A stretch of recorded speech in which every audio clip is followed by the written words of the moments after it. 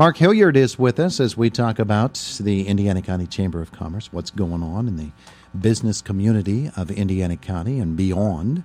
And, let's visit with him. Good morning. Good morning. It's good to have you back with us here today. It's good to be here. We've been really focused, you have been really focused on workforce development in Indiana County, and I know you have an event coming up, don't you? Yeah, we have the Business Education Workforce Roundtable coming up on August the 7th at the KCAC. There were two of them held last year, and this will be our first one that we have this year, where we invite all of the school districts and representatives from the school districts, as well as from ICTC and WCCC and IEP. So basically all the education fronts are covered, and then we also have a number of representatives from some of the businesses throughout the community that will be attending that.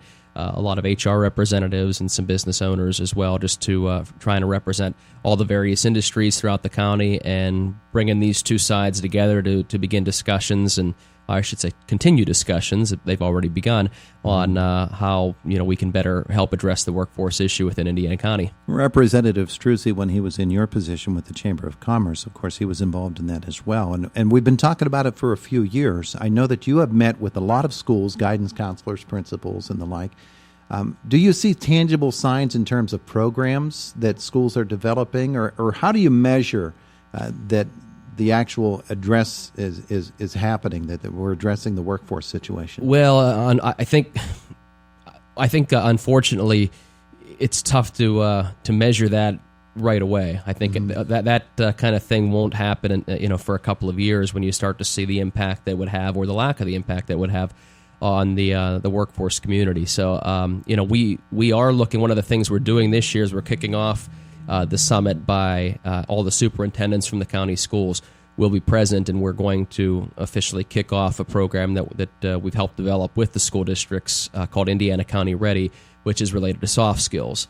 And a lot of my meetings with the guidance counselors have been to basically develop this program and create the assessment tool for it, but it will be available for juniors and seniors beginning this fall. So we're going to kick off the summit by unveiling this program, and we're excited about it because it's a program that's available in each of the county schools. They're all operating under the same guidelines, and it's the first step. I think all of the school districts recognize there's an issue, but they all have kind of been doing different things to try to address it, which is fine. But we wanted to try to bring the school districts together and have Indiana County working together on some of these issues. So we're happy that this is one program that will be in all school districts in Indiana County this fall. I think one of the interesting things is we've heard it from you, but we've heard it from others as well, and especially within the business community. We can train them to do the job. We can train people to do the job. The soft skills are what are common to practically every job, and those are the things that we're having difficulty with. I think 20 years ago, if you had said that to a school superintendent or to somebody in the business community, they'd have said, no way. But that's really the way that it is. Yeah, it's unfortunate. We joke about it sometimes, that you think some of the things that would be common sense, like just showing up on time, listening to your supervisor, but that's not the case, unfortunately. It's something that this was actually one of the topics that was brought up by both the school districts and the businesses last year during these summits. Soft skills was one of the primary topics that was covered, and it was one of the issues that they felt was one of the biggest problems with the workforce, because there are people that are available to take some of these positions. It's just they're not qualified. They either don't show up for the interview, or they show up and they last a couple of weeks and they just don't have the necessary social skills or communication, teamwork, some of those basic concepts. So, we're hoping to address that by reaching the students. It's easier to try to teach and address this with younger people than it would be somebody who's in their mid-30s. It's harder to change those habits at that point in time. So we're trying to do it with the high school level. Yeah, that's a good idea. It really is. One of the big things that has been a great success for the Chamber of Commerce has been the eggs and issues. And that whole format, I think, is really interesting because it gets together real decision makers and puts them all in one room.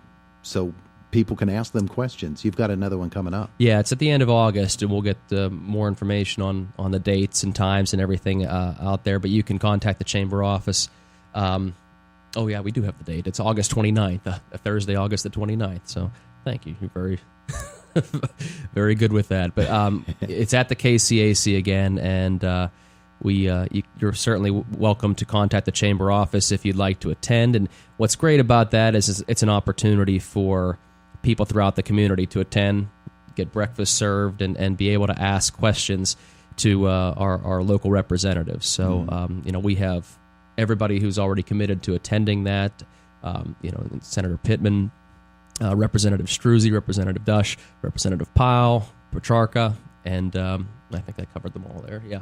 So it's nice that they're all going to be able to be there and what's also great about it is they all seem so willing to be able to answer these questions. And so when people do submit questions there, and we have some that we ask to be submitted beforehand, but it's an opportunity for these representatives, the elected officials, to be able to talk directly to the public and be able to try to find out what's bothering them, what's on their mind, and it gives them a little more direction as they get ready to head back into session come September. Now, this is not just a show up and get a donut type of deal. This is something you need to RSVP for, yes. And you need to do that. Yeah, to the there is a Chamber cost office. involved, but there's a discount for Chamber members, but you do have to RSVP, and we would like as soon as possible. But I know how it works, and generally it's a week or two before when everybody starts RSVPing. But I will put it out there, just if you can, please do it in advance, just so we have a better sense of how many people are going to be attending that event. We can let the KCAC know. It's 465-2511, yes? Yes. All right, very, very good. Some of the other things that are happening around Indiana County, I know when Representative Struzzi was in the job, we would simply say to him, so, Jim, let's head down the Route 119 corridor toward Blairsville, or let's head out 286 toward Clymer. What's happening here and what's happening there? There's something happening practically in every sector of Indiana County right now, isn't there? Yeah, and obviously urban is one of the big topics, just because they're ready to open their doors here come August. And they're still looking at an August date to have it taken their first order from this Indiana County location. So that's one of the big deals. We're still meeting with people, whether it comes to some of the empty buildings that are throughout the county and Wyotech facility. We're trying to find some people to come and follow in Urban's footsteps and come into Indiana County and hopefully help create more jobs. And we love the businesses that come in, and we love people like Urban, where we have all these new jobs here. But we're also trying to be aware of the people who have been here, and they need help too with their employees and finding new employees as well. So we're trying to make sure that we're not focused on all these new businesses and not paying attention to the companies who have been here and have been successful, but they need help from the workforce end as well. Still, that's a really interesting facility, isn't it? That Wyotech facility you mentioned. There's a real opportunity there for somebody. You'd think so, because the infrastructure's in place. We'd love to have that thing back up and running in some capacity. I think that in terms of the schooling, it'd be great to have a company be able to do similar to what Wyotech had done. It's a shame that the way that all worked out, but that's one facility that I would love to see somebody find a home there. Yeah, we're going to be talking with Josh Krug and Luann Zach in our next hour about housing in Indiana County. That's a big part of this formula as well, isn't it? If you get the business in the industry here, that means that people got to live somewhere. We don't want them. It's okay if they live in another county and commute in, but we'd love to have them live here and be a part of the community. Absolutely, and we've been trying to work with the Tourist Bureau and places like downtown Indiana and the realtors throughout the county to be able to try to market Indiana County as a great place to live as well as to work, and that the housing market is one of the areas that we'd love to showcase a little bit more. So that people aren't just commuting out of the county, whether they live in Johnstown or Katanning or somewhere along those lines. But we want to let them see that it's a great place to live, and the housing market's a good market right now for people who want to buy a house. So we're hoping that they come see what the Indiana County has to offer. It's a great area, certainly a great downtown. We want them to move here. We'd love to increase that population a little bit too, as well as increase the workforce. Absolutely. All right, very good. Business after hours, any of those coming up? Yeah, we have one coming up this Thursday at the Lively Arts at IUP on the IUP campus. And we also have a Brains and Grains coming up on August the 6th.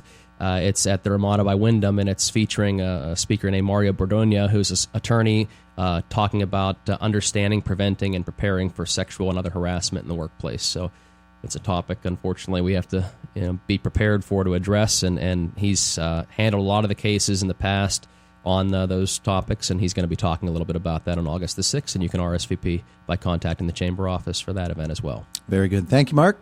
Thanks, Todd. Appreciate it. That's Mark Hilliard, President of the Indiana County Chamber of Commerce.